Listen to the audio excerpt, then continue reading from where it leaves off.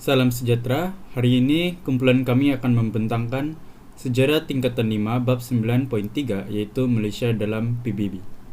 Intisari pembelajaran kita pertama ialah penglibatan Malaysia dalam PBB, mendukung piagam PBB, ketiga, terlibat dalam agensi PBB, sumbangan dalam misi pengaman, misi pegawai pemerhati dan tokoh Malaysia dalam agensi PBB.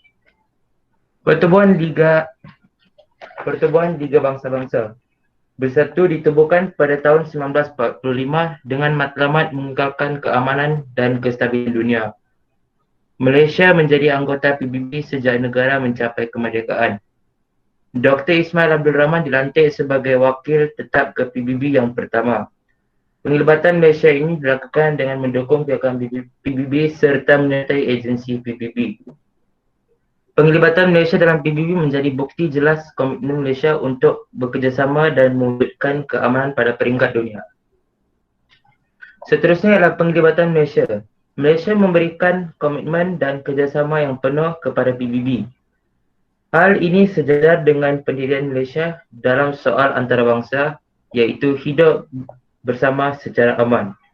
Komitmen dan kerjasama ini dapat dilihat melalui 4 perkara, iaitu mendukung piagam PBB, terlibat dengan agensi di bawah PBB, memberikan sumbangan untuk misi pengamanan dan membenarkan rakyat Malaysia terlibat dalam agensi PBB. Mendukung piagam PBB. Negara kita mendukung piagam PBB yang menegakkan hak asasi manusia dan prinsip berkaitan dengan pencapaian taraf hidup untuk semua orang.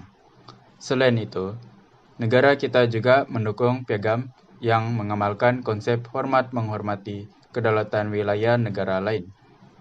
Dan akhir sekali, negara kita mendukung piagam PBB yaitu tidak campur tangan dalam urusan hal ehwal negara lain. Terlibat dalam agensi PBB. Negara kita, Malaysia, terlibat dalam UNESCO yang membolehkan beberapa tapak di Malaysia diiktiraf sebagai tapak warisan dunia. Contohnya, Lembah Lenggong menjadi tapak warisan dunia di negara kita. Selain itu, negara kita juga bekerja sama dengan Food and Agriculture Organization yaitu FAO dan juga WHO. Seterusnya, negara kita memberikan kebenaran kepada PBB untuk membuka pejabat UNHCR yaitu Pesuruhjaya mengenai pelarian di Kuala Lumpur. Dan akhir sekali, negara kita menyertai Majlis Keselamatan di PBB untuk mengekalkan keamanan. Malaysia dipilih 4 kali sebagai anggota tidak tetap kerusi Majlis Keselamatan di PBB. Sumbangan dalam misi pengaman. Malaysia memberikan sumbangan besar dalam menjayakan misi pengaman anjuran PBB di negara yang berkonflik. Disiplin dan kemampuan pasukan tentera Malaysia dalam menggalas tugas misi pengaman ini memangnya diakui oleh PBB. Antara misi pengaman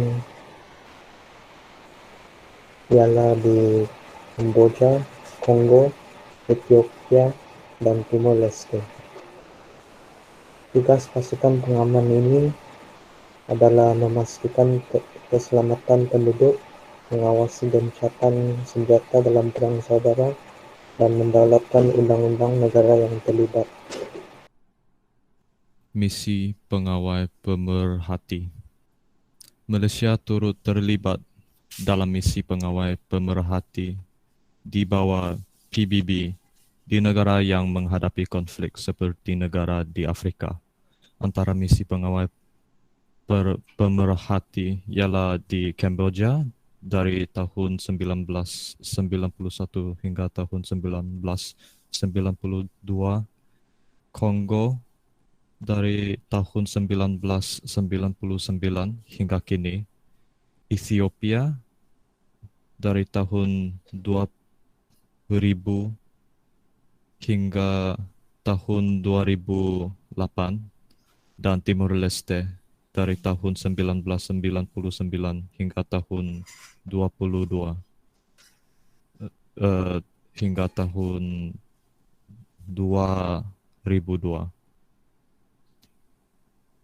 Tugas pengawal pemerhati ialah membantu pentadbiran dan pengurusan, memberikan latihan teknikal dan menjadi jurubahasa. Tokoh Malaysia dalam industri PBB. Perlibatan Malaysia bukan sekadar menyuarakan pandangan dalam forum dan persidangan PBB atau terlibat dengan misi pengaman. Malah negara turut berbangga dengan kejayaan yang dibawa oleh anak-anak Malaysia, tokoh-tokoh dalam badan dunia tersebut. Tokoh Malaysia dalam industri PBB. Yang pertama, Tan Sri Dr. Jemilah Mahmud. Tan Sri Dr. Jemilah Mahmud merupakan Doktor Perubatan dan Aktivitis Kemanusiaan. Pada 2008, dia merupakan seorang daripada 16 orang ahli yang dilantik oleh Setiausaha Agong PBB sebagai penasihat kumpulan tabung tindakan kecemasan pusat. Pada 2009 hingga 2011, dia terlibat dengan United National Population Fund UNFPA, sebuah agensi PBB di New York.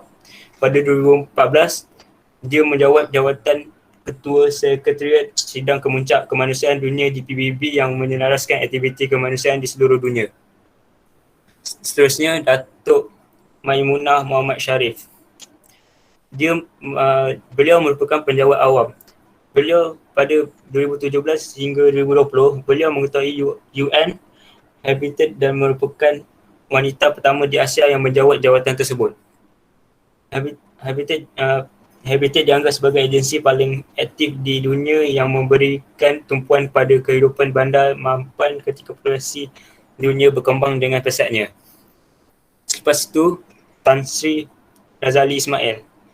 Tan Sri Razali Ismail merupakan tokoh diplomat. Pada 1990 hingga 1992, dia mengetuai delegasi Malaysia ke Mesyuarat United Nations Development Programme.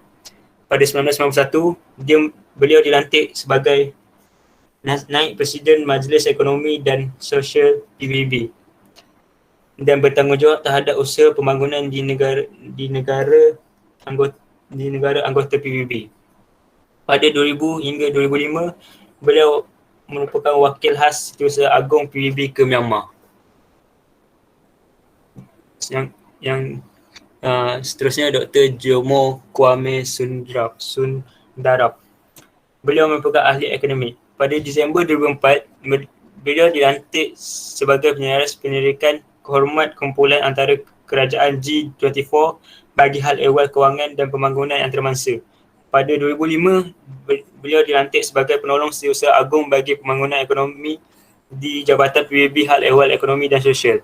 Pada 2012 hingga 2015, beliau dilantik sebagai penolong Ketua Pengarah dan Penyaras Pembangunan Ekonomi dan Sosial di Pertubuhan Makanan dan Pertanian PBB. Akhir sekali, Tan Sri Abu Samah Abu Bakar. Tan Sri Abu Samah Abu Bakar merupakan pegawai tentera. Pada 1994, beliau dilantik sebagai pemerintah tertinggi UNOSOM II di Somalia. Beliau merupakan wakil Malaysia pertama yang diberi kepercayaan untuk menjadi pemerintah tertinggi tentera PBB.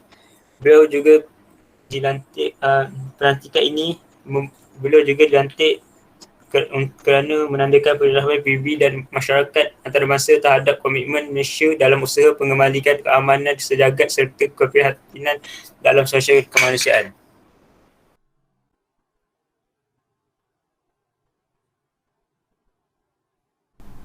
Sekian dan terima kasih.